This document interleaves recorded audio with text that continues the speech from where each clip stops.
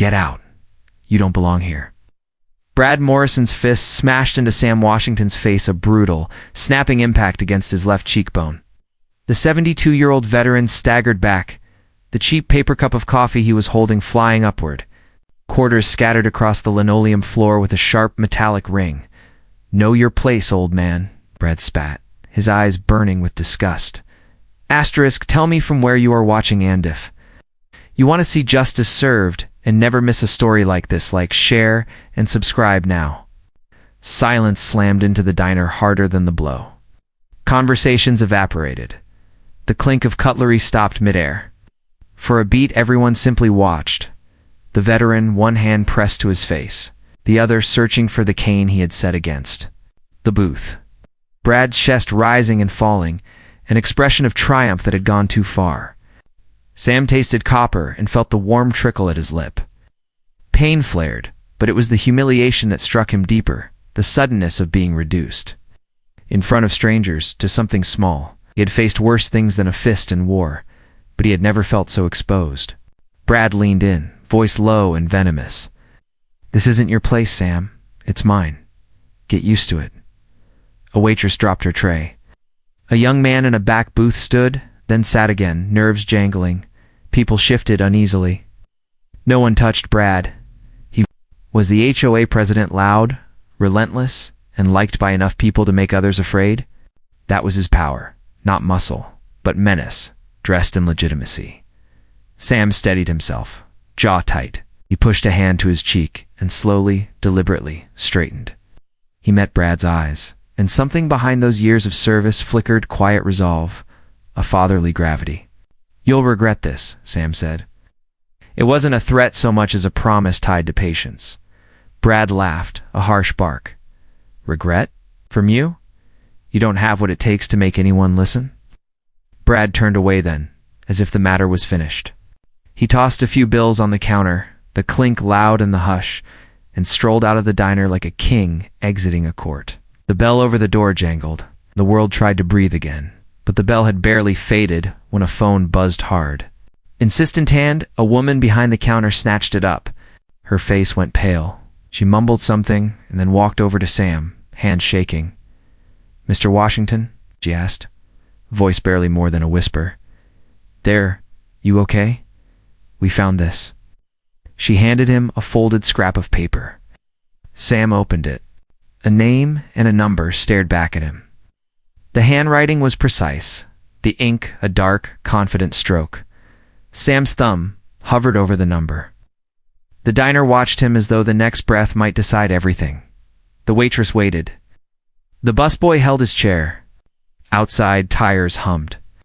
Inside, a connection was a thread Sam could pull that might unravel more than Brad expected. Across town? Brad climbed into his car, sunglasses on, despite the overcast sky, and smiled into the rear view. He would tell anyone who asked that he was keeping the neighborhood safe, protecting property values, enforcing rules. His inbox was full of grateful notes from homeowners who enjoyed the benefits of his iron-fisted HOA. He had cast himself as a protector, but protectors often parade as predators. Back in the diner, Sam sat slowly. He didn't call anyone right away. He folded his hands over the paper and stared at the linoleum, at the quarters glittering like small accusations. He could have called the police, filed a complaint, but Brad was known to sway local officers with donations and late-night persuasion. He could sue, hire a lawyer, make a case, but courts moved with the slowness of winter. What Sam had was something else. A son who didn't tolerate injustice. A son who had spent his life navigating corridors of power, learning to move systems with a single, decisive lever. Sam could feel the world tilt under that lever. He imagined pulling it, watching the consequences unwind out of Brad's carefully maintained facade. But Sam's mind didn't go straight to leverage. It went to memory. He remembered teaching his boy how to carry himself, how not to flinch at threats. He remembered the promise in a child's eyes the day Sam came home from a deployment. A promise of rage, but a promise to act when needed. To protect. He slid the paper into his pocket and rose. The diner seemed to breathe again, not with relief, but with something that bordered on anticipation. Word spread fast in small towns. By the time Sam crossed the street, the rumor had reached two corners. People nodded at him with newly softened faces. A man who had been one of Brad's biggest boosters pulled his hat down and avoided Sam's eyes. A woman who'd always frowned now clutched her handbag like a shield. Walls were shifting. Sam limped down familiar sidewalks, each step a negotiation with pain and pride. The neighborhood that Brad governed had been Sam's home for longer than Brad had paid HOA dues. He could hear the echo of his own footsteps against the curbs, and beneath them, a different cadence, the steady march of consequences gearing up back at the diner. Brad's exit didn't go unnoticed by everyone, a neighbor who'd been humiliated. Into silence at the last HOA meeting walked out of the restroom with angry, wet eyes. The busboy who had clutched his fists found himself at the door, jaw set. The waitress who had picked up the phone was on a mission. She had seen enough. Sam reached his porch and stopped. He stood on the threshold of his house. An American flag faded by sun and time, a porch light that had watched over decades, and thought about the cost of things. He thought of Brad's face, bright with brutality. He thought about the phone number in his pocket, about what it would mean to use it. At dusk, Sam sat at his kitchen table with a pen and paper. He wrote slow and sure, the way one writes when shaping a plan. Facts, dates, names. He listed every small cruelty Brad had enacted in their neighborhood, each petty fine. Each threatened closing, the email chains that had cost families thousands. It was methodical, meticulous. He wasn't writing with fury, he was writing with precision. Because revenge, if that's what it would be, needed to be clean. It's needed to land not like a wild punch, but like a verdict. Undeniable, systematic, irreversible. That night, Sam called the number on the scrap. He did not introduce the conversation with theatrics. He simply said, "This is Sam Washington. I need you to listen." On the other end, a voice answered, calm, composed, authoritative. The kind of voice you heard in rooms with tall windows and heavy curtains, where decisions were made and dossiers shuffled. A voice that had been trained to make things happen. "I know who you are, Mr. Washington," the voice said. "Tell me." Sam did. He told the voice exactly what Brad had done. He recited names, times, witnesses. He spoke of the pattern, how Brad weaponized the HOA, how he used influence to bully families into selling, into silence, into submission. Sam described the diner, the exact words Brad had spat, the metal taste in his mouth. The voice listened. It asked questions, direct, precise. It noted names and dates. It promised discretion and swift action. Sam felt something inside him unclamp. He wasn't looking for vengeance for its own sake. He wanted to right a balance that had skewed too long. By morning, a quiet ripple had become a current. Anonymous calls appeared on HOA complaint logs, dozens, then hundreds detailing everything Brad had touched. A local reporter picked up on a subthread and started asking pointed questions. The HOA board, previously a protective skin around Brad, found itself under a microscope. Transfers and payments were suddenly interesting to folks who'd never questioned them before. Brad woke to a morning that felt off. Shrugged it away at first. People disliked change, he told himself. But then the emails landed, polite, inquisitive, and then more insistent. Neighbors who had once ducked his eye started sending him messages that were carefully neutral but edged. A video clip of the diner altercation began circulating, shot on someone's shaky phone, and it spread like a stain. The comments under it were meaner, more fearless than Sam had seen in months. Brad's nights had always been solid late dinners with boosters. Quick calls with friends who owed him favors. Now his nights had a different flavor. He sat in his kitchen trying to write a message that would contain the storm, to present himself as reasonable. He texted his lawyer, texted board members. He texted threats with the formality of someone trying to herd cats. Meanwhile, phone calls went to people Brad had thought untouchable. Government agencies received anonymous tips. Accounts that Brad used for donations and community support began to be noticed by auditors. The control he'd built looked, in the brittle light of scrutiny, strangely brittle. Brad called Sam once, his voice oily thin. "Old man, we can talk this out. You don't want trouble." He framed it as concern. Sam answered with a quiet, unhurried voice. "Started trouble when you hit me." Brad hung up, rage rising like a fever.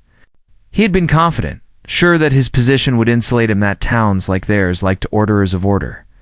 Now he felt exposed the way a man feels when he's lost his shoes on a cold floor. The community's mood shimmered between shame and empowerment. People who had been cowed into obedience now dared to discuss the hearings Brad had engineered. Neighbors swapped stories over fences, the air heated with things unsaid for years. A woman who had been fined for a crooked mailbox called the local paper with receipts. A father who'd lost a tenant because of Brad's petty enforcement emailed an attorney.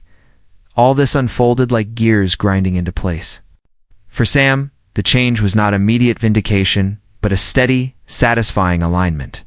He watched the ripple become tide and took moments of quiet satisfaction at the sight of Brad pacing in his yard, calling advisors. Trying to patch the hole his punch had opened, and still there were setbacks. A friendly council member put out a defense of Brad, saying the HOA was vital to community standards. An old friend of Sam's urged restraint, worried about escalation. Threats arrived on Sam's porch, anonymous notes with thin, veiled warnings. The cowardice of Brad's allies reared up. Some donors threatened retaliation.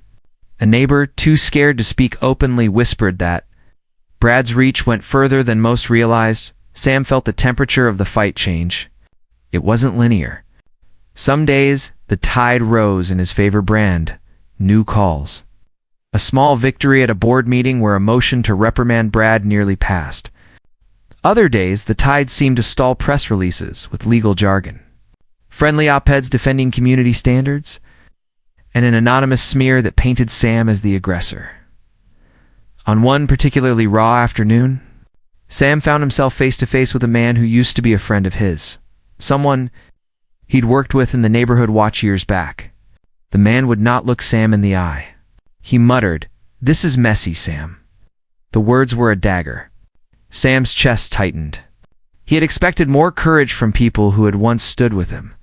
But then, in the same week, a neighbor called to say she had found dozens of HOA violation notices in her attic, old ones, signatures that didn't add up. A young couple that Brad had bullied into moving posted on social media, the bank statements proving intimidation. The story gained traction. People who had been quiet grew louder. The tide crested. Brad's anger became palpable. He lashed out with legal threats and calls to supposed friends in the press. He hired a crisis manager. He insisted to anyone who would listen that he was being framed, that the town needed leaders like him to keep chaos at bay. Sam listened to the din of counterclaims and offered no grand speeches. He kept his focus tight. Evidence, witnesses, patience. He watched as institutions that had once looked away began to look closer. He learned, in a way he hadn't expected, that revenge didn't need theatrics. It needed momentum, truth, and a community willing to stop tolerating abuse. One night, as Sam sat on his porch, he saw lights flashing in the distance, more than just police now. Vehicles with official markings he'd never imagined the town would see. A convoy of sorts, rolling up to the gated community. Heads turned, curtains parted. Brad stepped onto his own porch, phone raised to his ear, face hard and pale. Sam felt the old ache in his bones, the echo of adrenaline, but there was also an odd, fierce peace. This was not what he had rehearsed in dark imaginings. It was louder, messier, but truer. He folded his hands and watched. The lights drew closer. People gathered on sidewalks, drawn by the kind of noise that announces that private kingdoms are about to be examined. Brad's car sat like a small, defiant thing in the driveway, its grill, catching the lights and reflecting them like accusations. Sam didn't move toward the sound. He stayed on his porch until a neighbor knocked, whispered a single sentence, "They're here," and disappeared. Then the knock went through the neighborhood, a ripple of murmured confirmation. Inside his pocket, the scrap of paper with the number had warmed to him. The plan had done what it needed to do. It had forced attention. But attention could swing both ways. The next steps, Sam knew, would demand steadiness. The course would have ups and downs, allies and betrayals. He settled deeper into his chair and let the night fold over the street. The flashing lights painting long, thin shadows. Somewhere, Brad's phone rang and rang. Behind him, conversations were starting that would decide more than Property lines. Sam closed his eyes for a moment and breathed. He'd started something he couldn't fully control. That scared him, yes, but it also felt like the right thing, like a weight being put back where it belonged. A car door banged. Voices rose somewhere nearby. The sound of footsteps determined. Purposeful cut across the hush. Sam opened his eyes. He did not know yet how far this would go. He only knew it had begun. The diner still buzzed with a heavy silence, the kind that weighed on the chest like a stone. Sam Washington steadied himself on the counter, his cheek throbbing. His eyes clouded, but burning with something Brad Morrison couldn't understand a strain. Brad loomed over him. Chest puffed, lips curled. That's what happens when you step out of line. Maybe now you'll learn where you fit. Sam straightened slowly. His back ached, his jaw pulsed, but his eyes, though sharp, steady eyes, rose to meet Brad's. For a moment, Brad flinched. Like a dog that suddenly realized the quiet old man he struck was not weak, but unbroken. Then Sam said only one word, calm and chilling. Enough. It wasn't shouted. It wasn't defiant. It was a command. And though Brad scoffed, a ripple of unease moved through the diner. From the back booth, a figure finally rose. Tall, broad-shouldered, with a sharp, clean suit and an air of command that turned heads before he even spoke. He had been there the whole time, silent, watching, letting the moment unfold. Now he walked forward, slow and deliberate. The room seemed to part for him. "Dad," the man said, his voice low but steady. He placed a firm hand on Sam's shoulder. "You all right?" Sam nodded once, never breaking eye contact with Brad. Brad squinted at the stranger. "Who the hell are you?" "Family reunions over there. This doesn't concern you." The man's gaze cut through him like glass. "My name," he said, each word deliberate, "is David Washington, head of Homeland Security. And you just laid your hand on my father." The diner gasped. A whisper shot through the crowd. Plates rattled as people leaned closer. Brad laughed, the sound sharp and nervous. "Homeland Security? Oh, please. What's next you'll call the president because Daddy spilled his coffee? Don't try to scare me with titles. I run this community. I say who belongs and who doesn't." David didn't move. He didn't need to. His presence alone felt like a wall pressing down on Brad's chest. He leaned closer, voice quiet but venomous. "You think you run this community? After today, you won't run anything. Not your HOA. Not your life the way you know it. You just declared war on the wrong family." The words lingered, heavy and final. Brad opened his mouth, but his confidence cracked. His eyes darted around the diner, searching for allies. Found only a sea of faces, neighbors, workers, townsfolk now, staring at him with disgust. Not one looked ready to defend him. Sam lifted his cane from the floor and planted it firmly. "I fought in wars so people like you could walk free. But you shame everything this country stands for."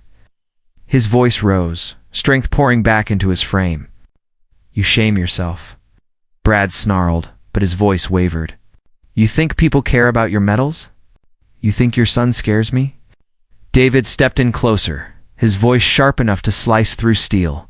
"Brad Morrison, you assaulted a decorated veteran. You committed a hate crime in front of witnesses. And you tried to humiliate a man who's given more for this country than you'll ever be worth. By the time I'm finished, your HOA title will mean nothing. Your power will mean nothing. And everyone here will remember you only as a coward." Brad's smirk faded. His breathing quickened. The power he'd clung to, his influence. His fear tactics crumbled under the weight of the truth pressing against him. Asterisk. But before anyone could act, the sound of sirens cut through the diner walls. Red and blue lights flashed against the windows. David had already made his call. Homeland Security agents and local police swarmed the diner within minutes, their boots striking the floor like thunder. Brad froze. His face drained of color as two agents stepped up beside David. "This him, sir?" one asked. David didn't flinch. "Yes, arrest him.